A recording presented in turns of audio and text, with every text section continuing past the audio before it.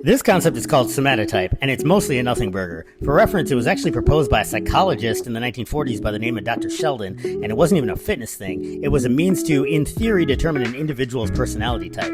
While this seemed like a thing and snuck its way into the zeitgeist, it doesn't hold up to any scientific or even anecdotal rigor. Body types aren't a thing. Proportions are, though. Some people have longer or shorter limbs relative to torso length, some have more balanced proportions. None of this has anything to do with how much fat you'll gain or your ability to put on muscle, however. All the same principles apply across the board regardless of proportions. Where it does matter is in exercise and sport selection. Certain proportions have better or worse leverages on certain activities, and this is basic physics. People like me with narrow clavicles and long arms relative to torso length are leveraged for pulling, but sometimes barbell pressing is disadvantaged. Now, does this mean you can't squat with long femurs? No, but it does mean you may need more practice or have to work on some specific to you mobility requirements. At the highest levels, this is why sports preferentially select certain body types that are most amenable to the key performance attributes of that sport. Look at pro NBA ballers versus NFL running backs, for instance.